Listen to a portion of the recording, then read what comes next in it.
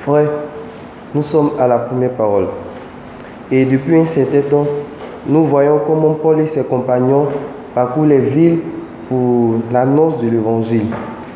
Ici, dans cette première parole, il est question de Paul qui fait une prédication aux Juifs.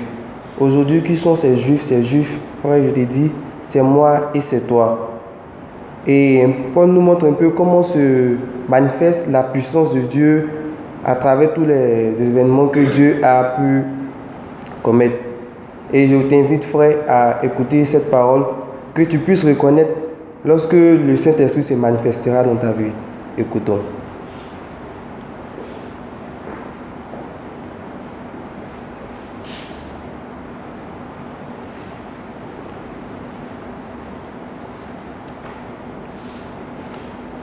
Du livre des Actes des Apôtres.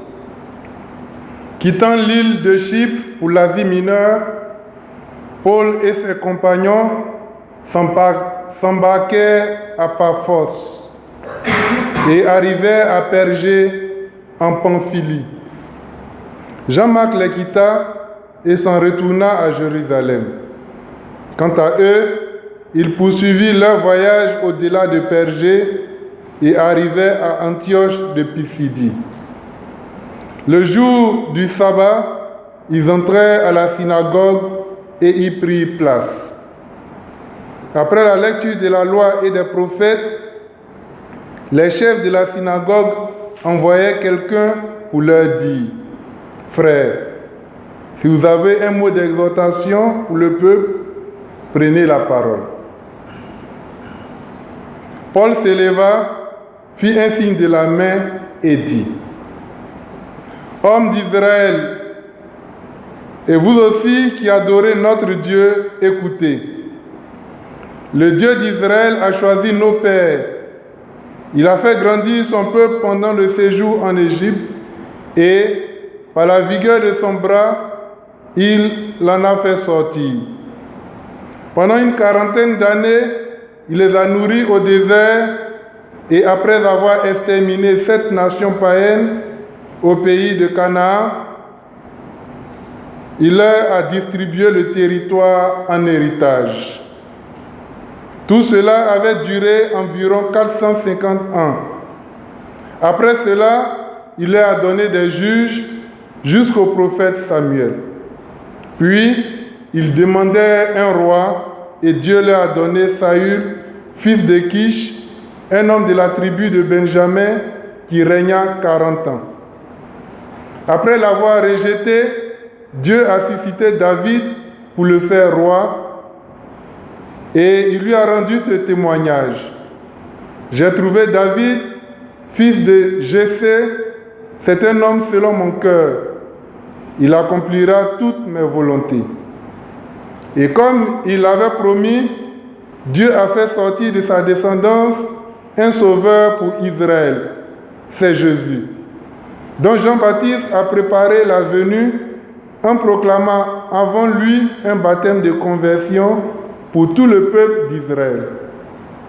Au moment d'achever sa route, Jean disait: « Celui auquel vous pensez, ce n'est pas moi, mais le voici qui vient après moi, et je ne suis pas digne de lui défaire ses sandales. » Parole du Seigneur.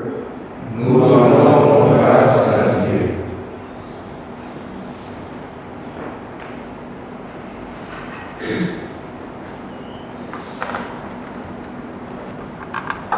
Sans fin, Seigneur, nous chanterons ton amour.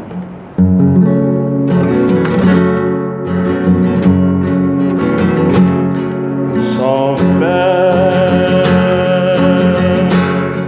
Seigneur, nous chanterons ton amour. Nous chanterons ton amour.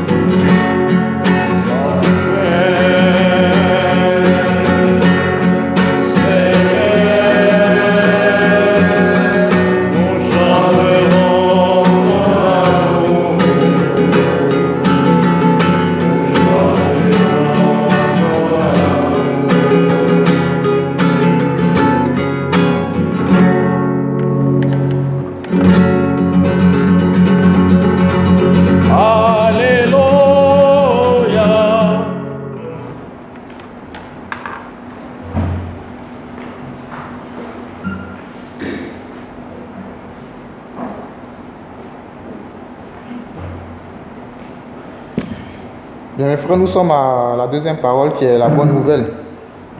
Et lorsque je préparais cette parole, personnellement, je me posais cette question de savoir qu'est-ce que je fais de ceux que le Christ lui-même envoie pour m'annoncer la bonne nouvelle, qui est lui sa parole. Parce que, bon, tous les jours, il me dit, nous avons, ici, tous les jours que Dieu fait, nous avons des paroles. Que ce soit au Lourdes, aux messes, il y a les prêtres ici qui nous donnent des paroles, qui font des évangiles pour pouvoir nous inviter à marcher à la suite du Christ. Alors, que faisons-nous de ceux-là? Est-ce que nous accueillons vraiment ces paroles que ceux-là nous donnent? Parce que les accueillir, en quelque sorte, c'est accueillir le Seigneur lui-même. Accueillir ces paroles, c'est accueillir le Seigneur lui-même. Que faisons-nous de ces paroles que ceux-là nous donnent? Alors, je nous invite à nous lever pour écouter cette évangile.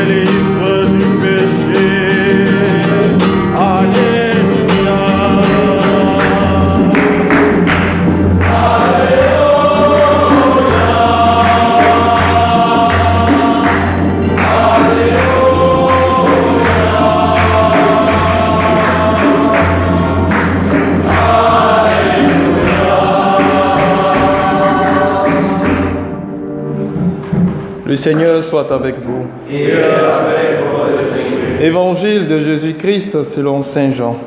Gloire à toi, Seigneur. Après avoir lavé les pieds de ses disciples, Jésus parla ainsi.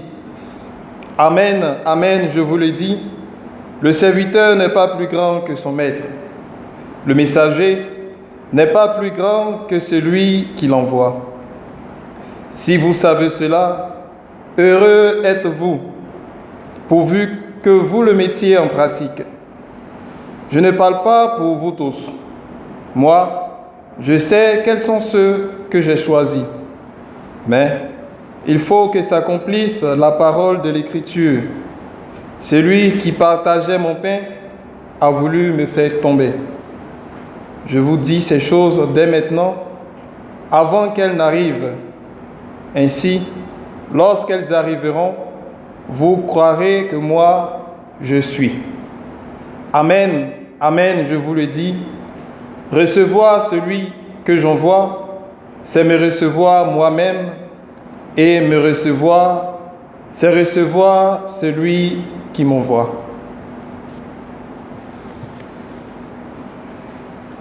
Acclamons la parole de Dieu.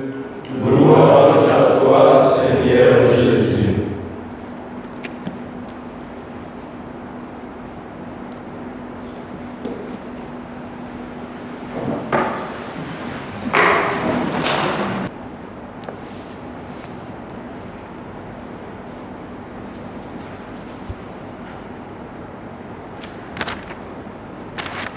Bien, nous sommes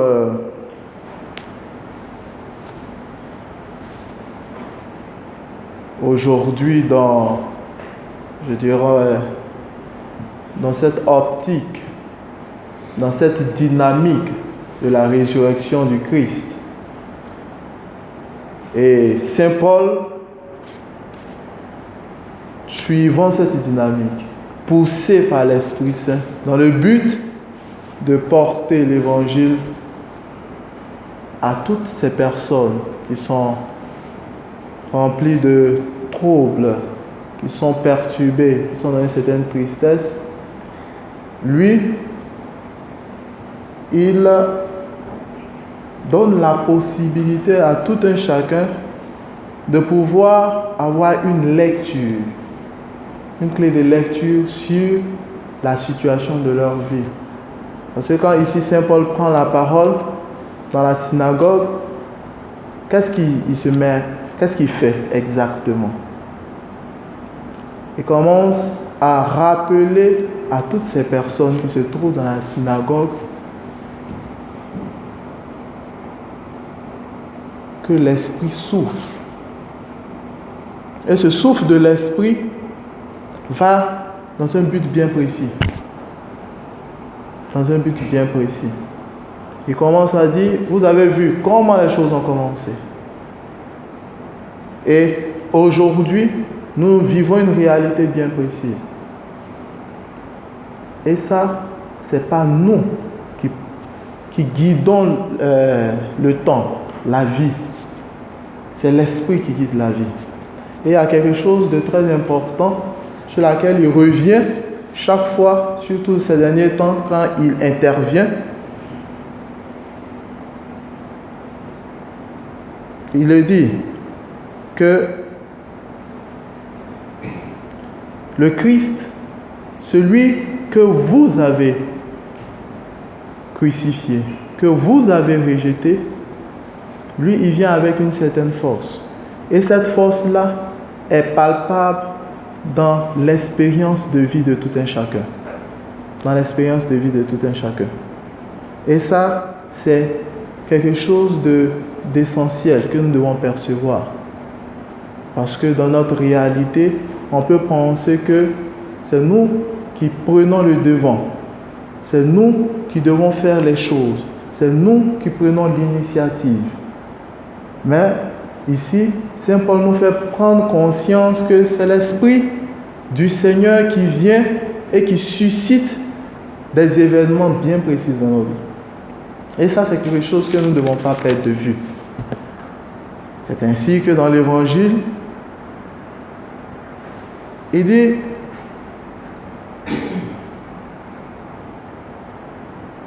mais il faut que s'accomplisse la parole de l'Écriture. Celui qui partageait mon pain a voulu me faire tomber. Je vous dis ces choses dès maintenant avant qu'elles n'arrivent. Pourquoi? Parce que le serviteur n'est pas plus grand que son maître.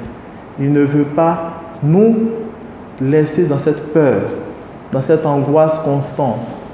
Parce qu'il est là, le Seigneur. Et il vient chaque fois à travers des événements précis. Et dans cette parole, il vient et il dit, c'est moi qui vous ai choisi. Je sais les personnes que j'ai choisies, mais il faut que ces événements arrivent. Et ça, c'est quelque chose qui doit être pour nous une situation de tranquillité. Ça doit consister à nous donner une paix intérieure. Pourquoi? Parce que c'est lui qui fait les choses. Je vous invite aussi à voir le contexte dans lequel cet évangile est donné. C'est le contexte du lavement des pieds. Aujourd'hui, il nous est donné de pouvoir nous rappeler de ces personnes qui ont donné de leur vie pour porter cet évangile. Nos catéchistes, nos parents, nos frères qui nous ont interpellés ici et là, certains amis. C'est aujourd'hui l'occasion de voir que dans ces personnes, le Seigneur est intervenu. Parce qu'il tient à nous. Parce qu'il voulait nous choisir, nous, principalement. Et il faut voir dans ce choix, dans cet évangile qui nous est porté à tous ici, une preuve d'amour. C'est pourquoi le psalmiste, il parle avec une certaine conviction. Il dit, sans fin Seigneur, nous chantons ton amour. Pourquoi? Parce que l'amour du Seigneur n'a pas manqué de nous rejoindre dans notre situation. L'amour du Seigneur s'est fait plus grand que notre péché. Et c'est cela qui doit être pour nous cette force qui nous pousse à évangéliser. Parce que nous sommes dans ce contexte, nous sommes dans un séminaire qui nous donne de pouvoir aller vers, sortir. Et cela doit être déterminant dans le sens que ce n'est pas nous qui prêchons, dans le sens qu'on ne se prêche pas soi-même, mais on prêche quelqu'un. On parle d'eux parce que nous avons fait une expérience précise et une expérience vraie. C'est sur cette expérience que nous nous basons pour pouvoir faire comprendre à tout un chacun que le monde que nous percevons, cette réalité que nous voyons, est guidée par le Seigneur. Et cela, il va dans une optique bien précise pour nous apporter la paix surtout. Donc je vous invite en ce jour à ne surtout pas désespérer. Parce qu'on peut être plein de fatigue, on peut être plein de doutes. On peut même se demander encore et encore, chaque fois cette question va nous revenir. Est-ce que ça vaut la peine? Est-ce que c'est le Seigneur qui veut que je sois là? Est-ce qu'il m'a choisi? C'est ça. Est-ce qu'il m'a choisi? Mais aujourd'hui, il te fait prendre conscience d'une réalité. C'est lui qui t'a choisi. Et il a transformé le monde, la réalité de la vie, de sorte que ce choix se porte sur toi et que tu puisses prendre conscience que toi, tu as une mission précise dans l'Église.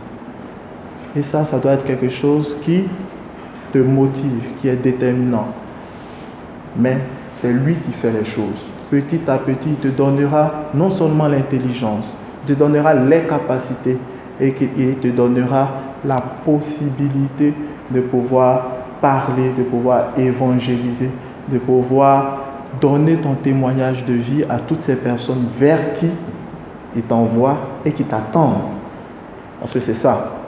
Souvent, on se dit, bon, on va aller évangéliser. Ces personnes-là sont là et ils t'attendent que toi, principalement, tu viennes leur porter cet évangile.